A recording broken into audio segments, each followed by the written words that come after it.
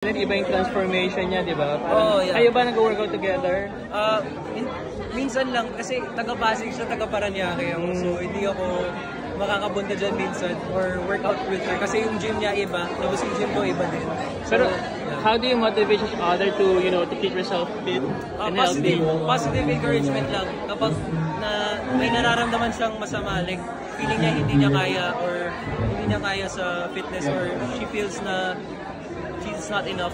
Sinasabi ko sa kanya, no, you're doing great sa fitness na to. Itong fitness is not a one-way journey up. It's up and down. It's a roller coaster din. May mga times na magkakaroon ka ng hindi mo mababuhat yung batting weight or makakakain ka ng medyo madami or tapos feel mo na bloated ka. Pero it's all a part of fitness. Pero when you work out together, ang ginagawa nyo? Calisthenics or calisthenics. Ayan.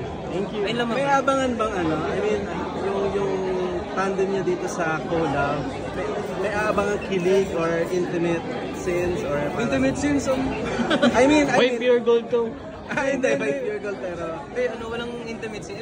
Kilig scenes, yes, pero intimate, no. I'm not ready for that. Like even if I'm doing a bit of bodybuilding, it doesn't mean I'm gonna do intimate scenes. Or it doesn't mean Alexa is getting fitter. It doesn't mean she's gonna do intimate scenes. We do it for ourselves. Yeah. Alright, thank you. Thank you. thank you.